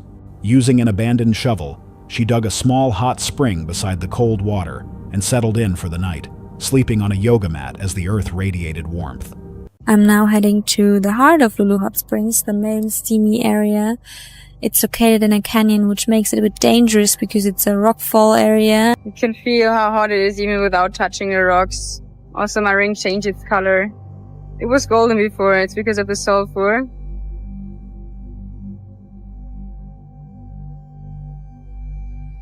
And then I finally reached the big steam, the reason why I made this trip. I saw it from a distance already, but being so close to it hit different. Few rocks were falling down right there, where I was walking before, and they were quite big, so it's quite dangerous here. Should leave soon, I guess. At dawn, she crossed the river and traced upstream into a narrow canyon filled with steam. There, at the heart of Lulu Hot Springs, towering vents and scalding air surrounded her. Moments later, large rocks fell from the cliff above, crashing onto the path she had just passed. I'm really exhausted from yesterday and today as well. I actually packed 2 boxes of fried rice, but since it was still warm when he packed it and I didn't let it cool down, the condensation made it going off pretty quickly, so I can't eat it anymore. And yeah, my lack of water, of course. After about 3 hours of climbing vertically with close to no break, I made it to the top. Hallelujah. From now on it goes downwards, so it's easier, but be aware it's also very slippery. My last bit of water. But almost there. I'm so lucky. I was walking down the last few meters and then this car stopped and asked me if I wanted to hop on. Thank you so much. Bye-bye. The return was harder. With little water left and spoiled food, she climbed for hours before finally reaching the road, where locals helped her back to town. This journey wasn't haunted, but it was dangerous. Heat, falling rock, exhaustion, and isolation turned natural beauty into quiet risk. When nature offers no warning and no second chances, how close can beauty and danger really exist before one becomes the other? Hold on a sec. If you're enjoying this so far, make sure to hit that subscribe button. Let's continue.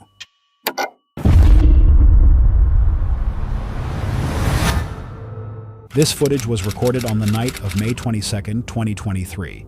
The man behind the camera is Alex, a long-haul truck driver from the YouTube channel Alex Nino, a channel documenting real trucking life, overnight deliveries, and sleeping on the road. What begins as a routine night quickly becomes uneasy. Mechanical pressure, tight deliveries, and nowhere to relax for long. By the end of the night, Alex realizes the danger wasn't mechanical at all. Hey boss, do you guys have def? Yeah. Oh, perfect, man. My truck was about to turn off on me, so I parked right there. I'll put the def at my pickup, at my delivery right now. But I don't know why, or what went through me, that I forgot to check the def.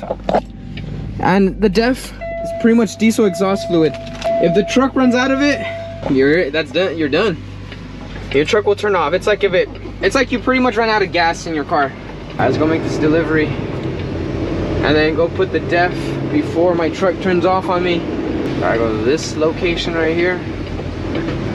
Man, after this delivery, I have to cross the Bay Bridge.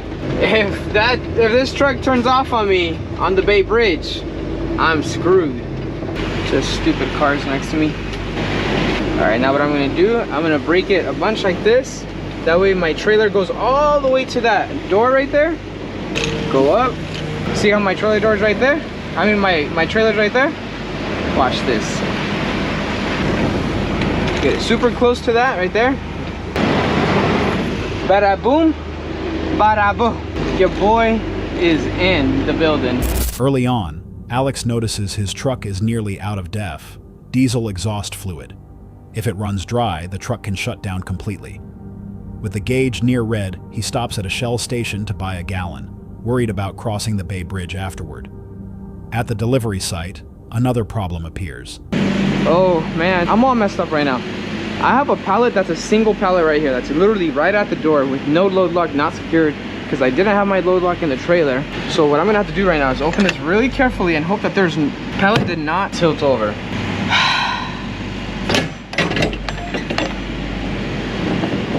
Woo!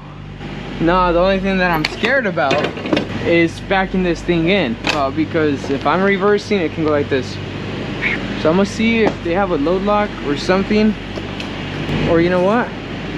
I'm gonna leave this closed, get as close as I can to the door, and then once I get super close, I'll just get out again, open it, and bam, I'm good. I should be good like that. There should be good. Any closer, I won't be able to. I don't want this pallet to come, like as soon as I hit right here or me reversing or anything, for it to go, just because I'm gonna go ask them if they have a load lock. Hi, I had 3 pallets for you. Do you think by any chance I'd be able to use the load lock just so I can put the load lock right here so I can reverse in? You see one? It's locked? You get what I mean? If I hit it hard right here, it could just all come crashing down. Should be okay. Those are pretty sturdy. I'll try it. That should be okay.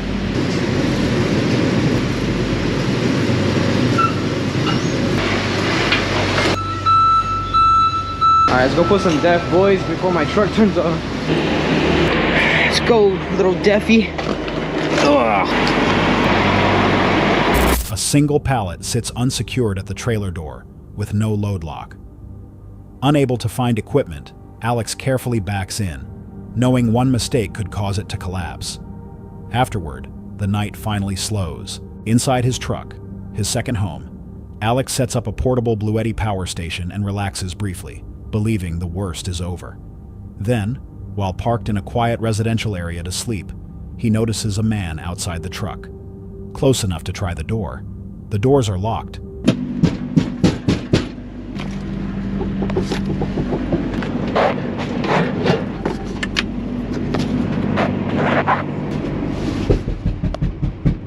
There's literally someone right there, bro. Oh my f***ing. Alright guys, screw that. I'm just decided I was actually gonna leave. I seen him take off. There's no way in how I'm staying there. Thankfully, I locked my doors. There's times where I go to bed with the doors not locked. Damn, that was a close one. Alex immediately starts the engine and leaves. He later admits there were times he didn't lock them at all. And this time, that habit may have saved him. The video never explains who the man was or what he wanted. It could have been a theft attempt. It could have been something else entirely. What makes the moment unsettling isn't what happened. It's how close it came to happening at all. If the doors hadn't been locked that night, would this have ended as just another trucking story, or something far worse?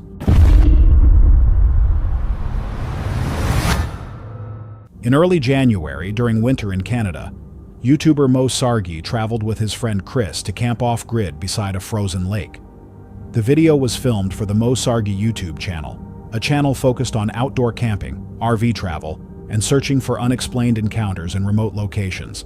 Surrounded by snow, trees, and ice, their RV sat alone with no roads, no houses, and no signs of other people.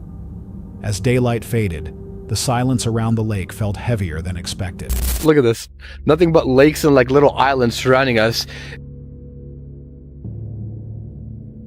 Man, it's so quiet out here. Right now, we're just out here in the Canadian wilderness and where people have actually sighted Bigfoot himself. So I'm hoping we get lucky today. I really want to be able to see Bigfoot. Yo, I could swear, like, bro, no clickbait. I could swear I saw something moving on that hill over there. Way out there. I'm zoomed in right now with my zoom cam. But I swear to God, like, I thought I saw something, like, way out there. What the? Huh? That was a weird noise. I heard something in the bush there. Dude, I actually saw something over there on that piece of land, which we can't get to because there's a lake between us. Yeah, guys, we're hearing some weird noises coming from that side over there now, too. So I just flew the drone, and I didn't see a single animal. Not a moose, not a bear, not a crocodile, nothing. All right, the real adventure begins. We're gonna leave the RV behind and we're gonna go off into the forest and hopefully see if there are any signs of Bigfoot. There are prints here. I did walk through here earlier, but not all of these are mine. I don't know whose these are. Oh, they go towards the trail. I wonder if somebody else was like Bigfoot hunting out here. But these stop. Oh, look, whoever showed up here stopped here and then turned around and went back down that way. Yeah, I'm on the ice right now.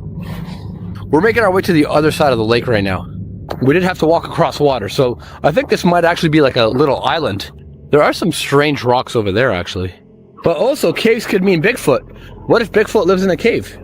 Oh, shh, shh, shh. That was a growl coming from our side. Yeah, it sounded like over here. Chris off camera was saying that he's seen something that looked like a shack over there, which I can't see it, but we're gonna probably go and explore. But then we hear some loud echoing growl. It is echo! If Bigfoot growls, we're gonna hear it. Yes. Did you move? No. I heard something. Yeah, that's where it came from. That's why I'm aiming my camera that way. I'm officially scared. Because I don't know what the hell that was. For the record, we just found a big crack in the ice. I don't know how concerning this is, but yeah, we gotta be careful. I thought I heard a crack. Like, I'm not even joking. I thought I heard a crack. Why does this part here look darker than the other parts? Is it shallower? Or is it weaker ice? What the fuck was that? You heard that, right? Could that have been the ice? But it sounded like it came from here and then over there at the same time. Those are footprints, dude. Oh, look! Is that a bear print? No, that's a Bigfoot print. Oh, dude, these are actual Bigfoot prints. There's more here. Let's see if we can, like, kind of clean this one out. I can't make out this one, that one, this one. This one almost has, like, toes. Yeah. See? Almost like a hand. But it looks like... Thumb, finger, finger, finger, finger. I don't know. Could be maybe part of a foot, right? Like, that's a big... The trip began calmly. The frozen lake stretched in every direction, broken only by distant islands and wind-covered snow. As Mo and Chris walked across the ice, loud cracks echoed beneath their feet, followed by deep, unfamiliar sounds rolling across the shoreline. While exploring farther from the RV, they noticed large impressions frozen into the ice. The shapes were uneven and partially buried, difficult to identify, yet noticeably larger than their own footprints. Feels good to be off the ice. Oh yeah, we got the log in here. It's burning still. What is that? Is that blood? Oh, salt. Oh, that's salt. Yeah, I broke my salt shaker. That's right. I thought that was...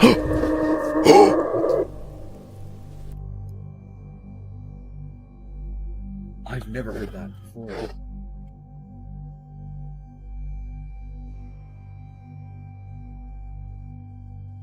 Did we just hear that correct? Like, that was a god-awful scream of... I'm going back down to the lake, dude.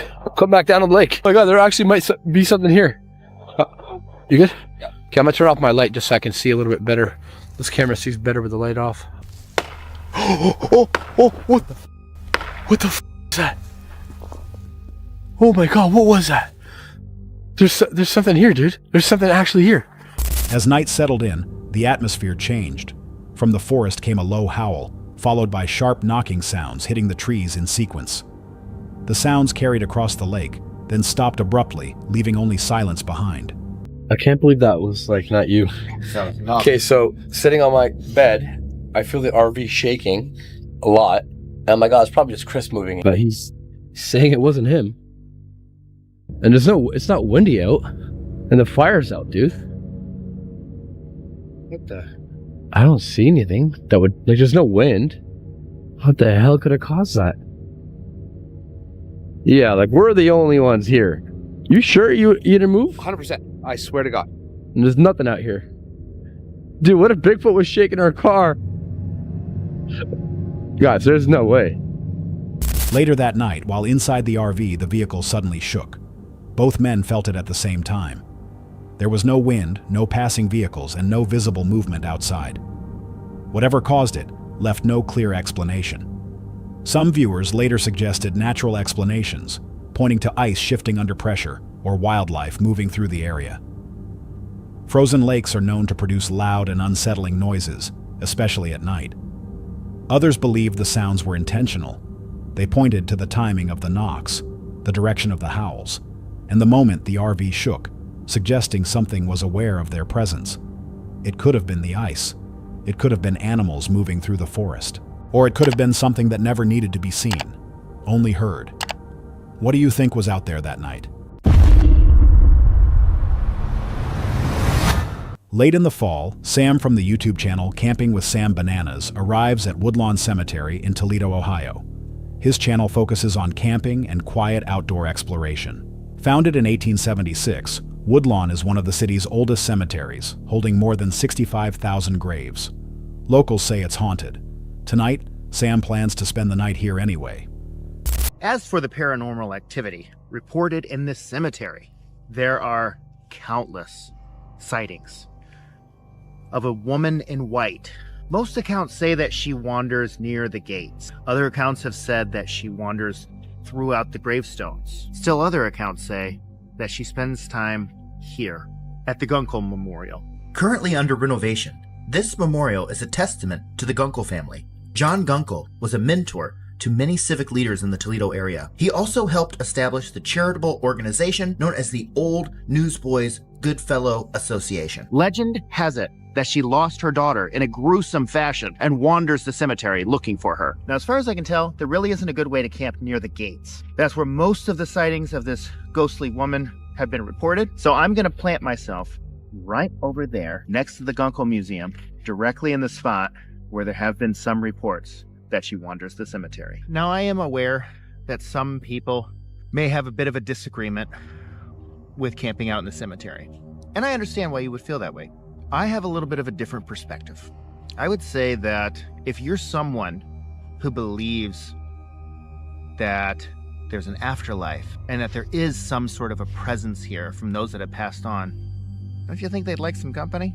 I think if I was buried in one of these sites and someone came to spend the night and spend time with me, I'd probably be kind of happy about it. Sam begins by exploring Woodlawn Cemetery, explaining that it functions not only as a burial ground, but also as a public park used for walking, biking, and scenic drives. Beneath its peaceful surface lies more than a century of history.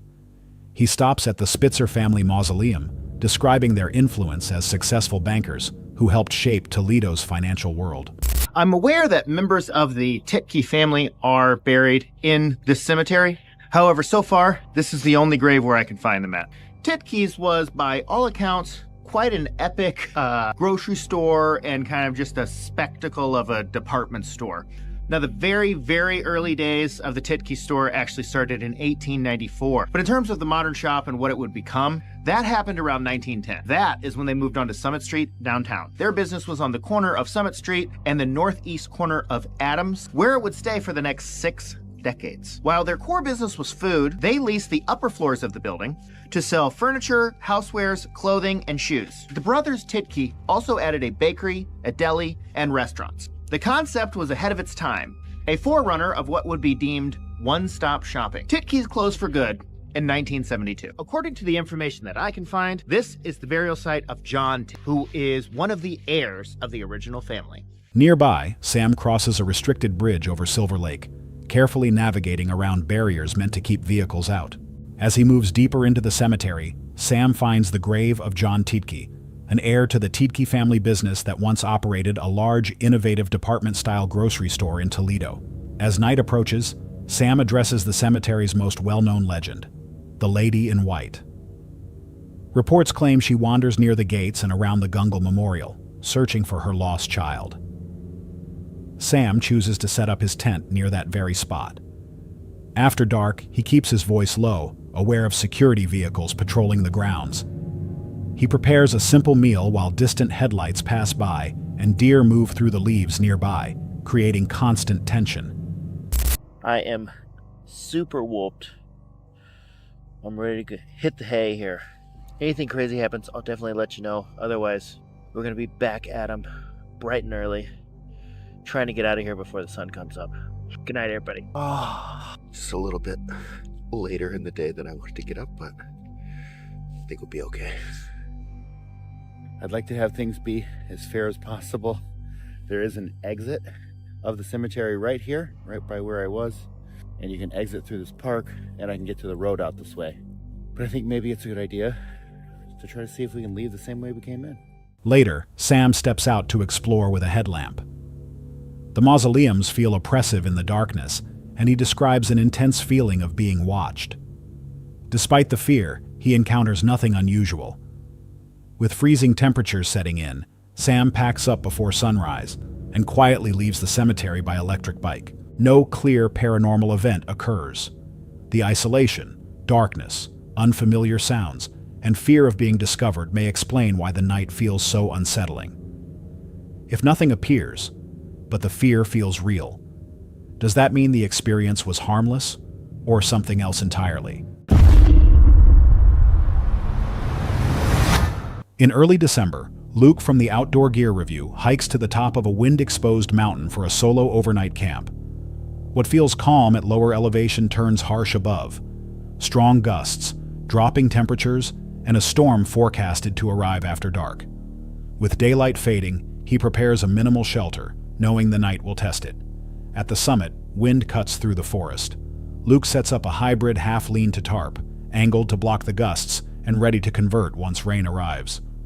He explains his 70-liter backpack, how smaller gear and volume management allow him to carry more than most expect. Before nightfall, he clears the ground using a makeshift forest rake, removing leaves to reduce exposure to ticks and spiders. As darkness settles in, he cooks dinner, enjoying reindeer stew while sharing stories, one about a strange complaint email, another about an abandoned campsite mystery in New Hampshire where gear was left behind but no person was found. The other day, I received an email from a viewer asking me if I had seen this channel, and I don't remember the name of it. I wouldn't even mention it if I did. It's so stupid. But the YouTube channel is all about like this person going camping or something. Every single trip ends with the tent catching on fire and everything inside of it being destroyed, and he acts like it was an accident sort of thing. That is like low-level content. It's pretty wild what people will do for money. Not that there's anything wrong with it outside of it just being wasteful, possibly stupid, but years ago, YouTube used to be a wasteland. Anything went. I don't know if that's the case anymore. I don't think so. But people would do all sorts of weird stuff, like eat out of their cat's litter box, if you know what I'm saying. Seriously. I'm pretty sure that's been put a stop to, for good reason. Unfortunately, the winds are beginning to pick back up again, so I will not be feeding this fire anymore. I certainly don't want a hot ember to fly off into the woods, start a fire and whatnot. The ground underneath is wet, but everything on top is very dry, so we better be careful, especially when there's a known fire burning out there. Speaking of which, I took a look. I can't see anything burning, but I definitely saw the smoke earlier. That smoke created one of the most beautiful sunsets I have ever seen. Absolutely incredible. Around 9:30 p.m., as the storm arrives, rain falls steadily, wind surges, and the forest goes quiet under the weather. Morning comes wrapped in fog. The shelter worked. Everything is dry. While packing up, Luke notices movement. A forest mouse has chewed through his food bag, drawn in by a small mistake the night before. Nothing dramatic goes wrong, but this trip shows how small oversights matter. In wind, rain, and isolation, even food scent becomes an invitation. If the storm had lasted longer, Or if the shelter had failed, what would have mattered more, the gear or the decisions made before dark? Late August 2024. This video comes from Kenny of All Trades, a YouTube channel focused on solo camping, RV life, and quiet weekends outdoors. Kenny returns to Pillsbury State Forest in central Minnesota, more than 25,000 acres of public land, with his dog Toby.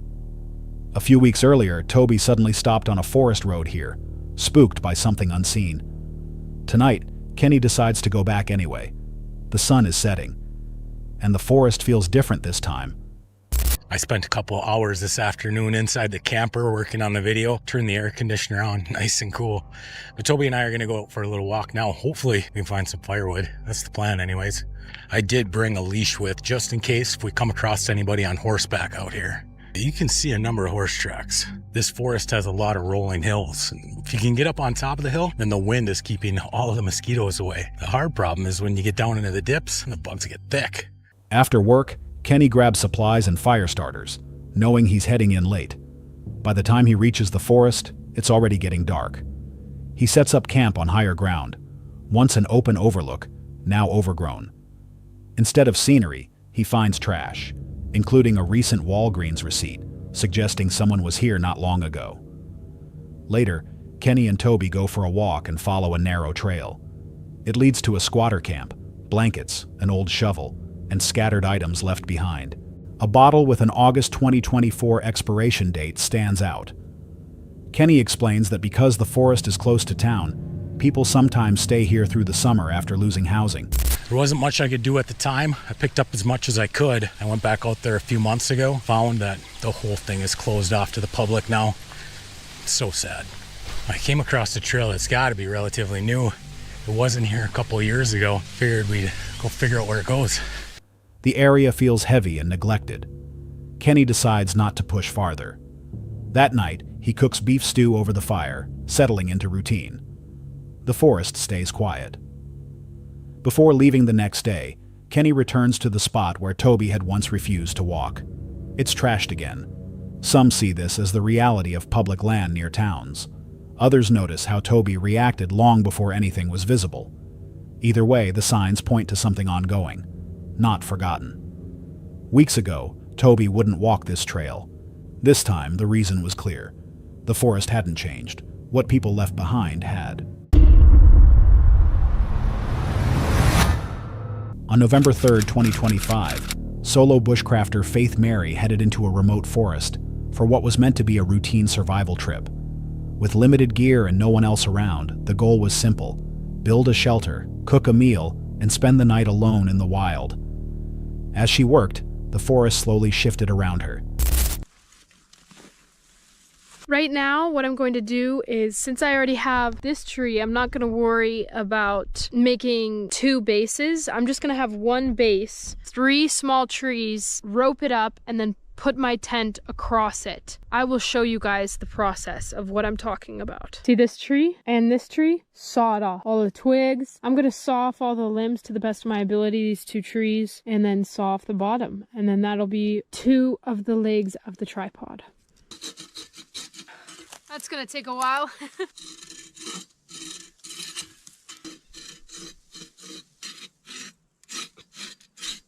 All right, you guys, that is 1 down. We just need another one, and then 1 more after that. 10 minutes later. Heck yeah, I'm already out of breath. All right, let's do this thing. 1 more to go. It's hot. I feel like I hear some noises like in the forest. It's so weird. Probably like little animals scurrying, but man, I don't do good in the dark, so I'm not looking forward to that one. I'm gonna show you how I knot this thing up and connect it to the other tree. Faint rustling sounds emerged from somewhere beyond her view. Too unclear to identify, but persistent enough to raise her attention. Faith admits she's afraid of the dark, and being alone made the moment feel increasingly sketchy. And I'm leaning it up against the rock and making a teepee with my little logs. Let's light her up. All right. It's looking good, it's looking good. You guys see how it's in a teepee? That way the oxygen can get in there, really make that fire burn. Just check that out. Look at that. I'm like in some survival movie. Check that out. That is toasty. All right, you guys, I'm going to start cooking now. I'm Walter White. Go for laugh, no get. I'm gonna put some butter in first, and then we'll put some more butter in. I love butter. I have salt, garlic, pepper, onion powder, lemon, rosemary, mushrooms, and my steak. The steak was in, had an ice pack in